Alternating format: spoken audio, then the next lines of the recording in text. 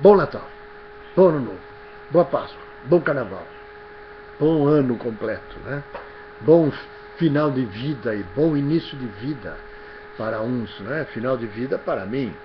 Nos meus 71 anos, vou indo para 72 em fevereiro. Mas eu queria tocar num assunto de final de ano muito interessante: casamento. Casamento. O que significa casamento? Casar, ajustar, adequar, né? Aliás, eu não gosto muito dessa palavra, adequa. Né? Ele adequou o sistema. Não, ele ajustou, né? Adequar é uma palavra meio feia. Eu não sei, ela não tem sonoridade. Mas voltemos, casamento. Muitas são as interpretações para casamento. Mas nós estamos falando do casamento, união entre um homem e uma mulher. Ou entre um homem e outro homem, ou entre uma mulher e outra mulher. As variantes são essas daí que nós temos. Até aconselharia todos os sites e etc. E também as fichas cadastrais que acrescentassem o sexo feminino, masculino e neutro. Ou mais um ainda, né? Bissexual, homossexual. Por que não colocar na ficha de inscrição? Por que não abrir esse item tão importante, né? Feminino, masculino, neutro, bissexual, homossexual. Leva tudo travestis. Não precisa nada disso. Os demais são enfeites. Bissexuais e homossexuais são termos genéricos que abrangem toda a comunidade, seja ela qual for. Mas voltemos ao casamento. As pessoas têm autoajuda, não é? E procuram, muitos aí procuram livros de autoajuda. Só que deixam de perceber uma coisa muito interessante. A autoajuda para quem, afinal de contas? Para o escritor. Por isso que muitos escritores exploram os livros, exploram esse tema sobre autoajuda. Na verdade, é autoajuda para ele. Ele, ao lançar um livro de autoajuda, ele está se autoajudando. Está ajudando a si mesmo. Ele não vai ajudar quem vai ler o livro. Com raríssimo, nem 0,5%, possivelmente aplique alguma informação, algum direcional, não é? Sobre os livros de autoajuda. Você vai nas rodoviárias, etc., está cheio. Você entra nas livrarias, nas jornalistas ali, nas bancas de jornais, é livro de autoajuda a dar com pau. Poucos são os outros livros, né? E grandes escritores, lá, Dr. Lair Ribeiro, por exemplo, que eu tenho minhas dúvidas quanto a ele para alguns assuntos, para alguns e não para todos, né? Não vou debater nem discutir a área de cardiologia, que ele conhece tanto, muito e profundamente, mas talvez essas coisas de autoajuda dele aí, ele se autoajudou realmente.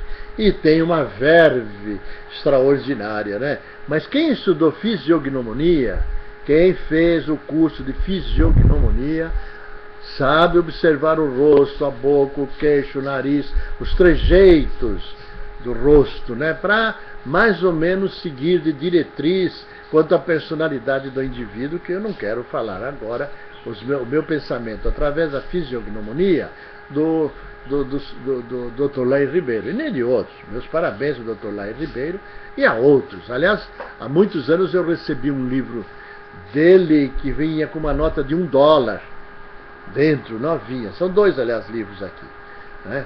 Um para mim e para minha companheira, né? Para minha companheira. Uma nota de $1 dele. Ele enviou, claro, inteligentíssimo, né?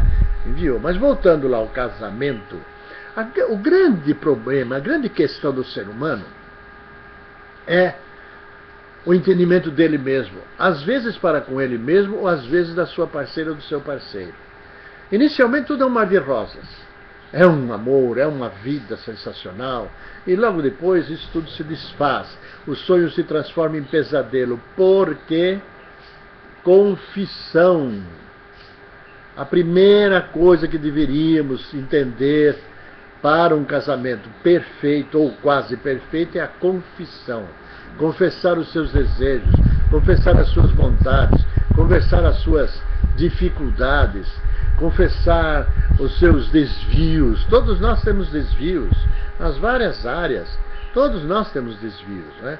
Os psicólogos gostam de aproveitar isso na parte do sexo. Então vamos falar do sexo. Não tem psicólogo. Eu tive 4 psicólogos a meu serviço quando eu fui presidente de uma ONG, em que o assunto deles com as crianças era esse, sexo. Parece que são todos meio doentes, né? Mas voltemos. O casamento funciona dessa forma, e o indivíduo funciona dessa forma. Confessar.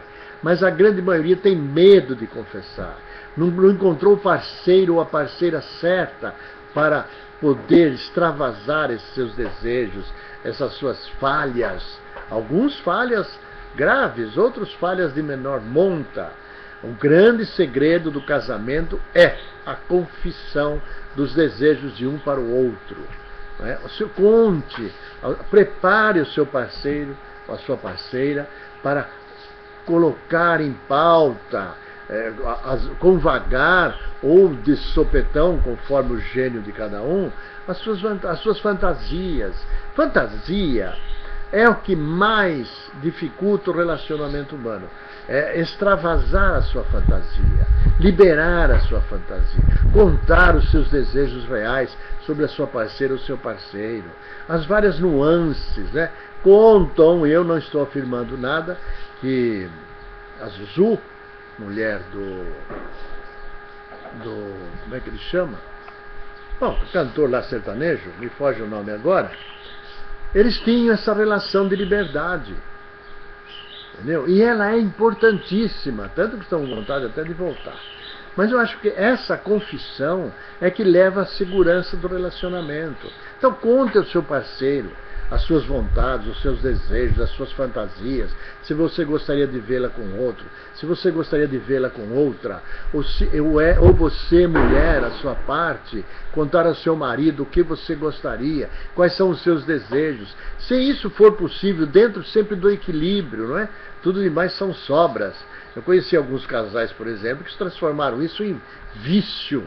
Eles não tinham nenhuma relação entre eles só se utilizavam um do outro para extravasar suas fantasias em excesso e não viviam mais sem as fantasias. Aí você misturou o seu mundo, saiu do seu mundo real para viver um mundo irreal só de fantasias.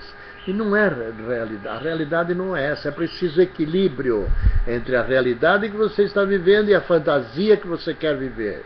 Equilibrar a realidade e a fantasia nos mesmos limites. Conversar com seu parceiro ou com sua parceira e liberar as suas vontades, você liberar as dela e elas liberar as suas vontades, dentro de limites, dentro de regras. Tudo precisa de regra, né? O ser humano, para tudo, ele precisa de regra, de estatuto, de contrato, etc. Então, sendo assim, faça isso verbalmente com sua parceira, não é? Ou você, mulher, com o seu parceiro, ou vocês, casais de homossexuais, femininos ou masculinos, não é? Aliás, deveria, e vou repetir, ter aí nos contratos, quando se fala sexo, né, nas fichas cadastrais, etc., mais alguns lá, masculino, feminino, neutro, homossexual, bissexual, não vai pôr transexual e tudo mais também, que daí para frente já extrapola, é enfeite, não é? Esses que se dizem, dão outros nomes ao homossexualismo, para mim estão querendo, são separatistas, né? São individualistas. Então você vê aquele grupo, que é quase sempre o mesmo, que vai lá na Paulista fazer aquela baderna toda, né? Se expor, por exemplo, dentro de um metrô se beijando, para dizer que está afrontando a sociedade. Você não precisa afrontar a sociedade. Você com sua parceira, façam entre vocês, encontrem outros casais entre vocês, discutam a matéria, conversem bastante sobre isso, para que o casamento seja aquilo que ele quer dizer: casamento, entendimento. E nesse entendimento existem diversas maneiras de interpretar o entendimento. Mas no momento, o entendimento que eu me refiro é o entendimento do casamento. Casar, ajustar, como a minha mão aqui, meus dedos, olha, se ajusta. Esse é o casamento. E quem ama realmente entende o seu parceiro, né? Quem ama realmente. Se você tem amor ao seu parceiro, você quer só a felicidade dele. E se você quer a felicidade dele, então você dá esse entendimento. Ambos devem rezar a mesma cartilha, sempre dentro de medidas, sempre comedidamente, que nada se transforme em vício. Casais que transformam a relação extraconjugal ou extrasexual em vício e não vivem sem isso, deixa de dar o entendimento sadio ao casamento. Casamento é a liberdade de expressão entre os dois. É para que se entendam. Benzinho, o que você gosta? Então, amorzinho, o que você quer? Como é que você gosta das coisas? Libere até as suas posições, como você, aonde, como, picar, apimentar a relação. Apimentar a relação. Essa é a forma mais sadia de ter um casamento bom e de autoajuda, porque o casal que tem essa liberdade vai para o trabalho mais feliz, sai do trabalho, tem gosto em voltar para casa, não vai se enroscar nos bares da vida, não vai se vender por mulheres que estão aí se oferecendo, ou homens que vivem caçando. Né? Por quê? Porque tem uma mulher extraordinária em casa que entende, ou uma mulher que trabalha também, que também entende esses desejos, essas fantasias. Ambos dão entendimento a isso. Então conte, olha, hoje eu vou fazer tal coisa, vou chegar mais tarde. Ele, por sua vez, hoje eu vou fazer tal coisa, vou chegar mais tarde. Ou gostaria que você fizesse tal coisa e depois me contasse. Para ambos, sempre, é o casal que eu estou falando. Né? Então, isso sim é dar entendimento, isso é sair desse marasmo sem prejuízo à sociedade, equilíbrio social. Existem os exagerados, os doentes, etc., justamente por falta disso, por falta de confessar os seus desejos, confessar as suas vontades. Isso é fundamental para uma vida sadia, plena, completa. Você não precisa de religiosidade, porque nós não temos mais religião, nós temos religiosidade. Ela não serve, ela não presta. A religião está dentro do seu seio familiar. Veja, analise, e com isso você vai ter facilidade para conversar com seu filho, com sua filha, entendê-los, e eles terão confiança em contar os íntimos, que eles possuem, os desejos mais íntimos que eles possuem. Esse é o melhor caminho, sempre com equilíbrio, mas façam, cada um do jeito que entender que seja bom para si. Não é? Os livros de autoajuda, como disse, vão ajudar os próprios que escrevem nos livros. É isso, não é difícil de entender. Né? Conspirações.com.br Conspirações.com.br é o meu site. Eu vou escrever mais uma matéria sobre isso e me aprofundar mais. Procurem lê-la. Um abraço. Natal e Ano Novo feliz. Ano feliz, vida feliz, em conluio. Né? Em conluio. Ali, insieme, como se diz em italiano. Conversem sobre isso. Confessem suas fantasias. Sempre com discernimento e equilíbrio. Um abraço.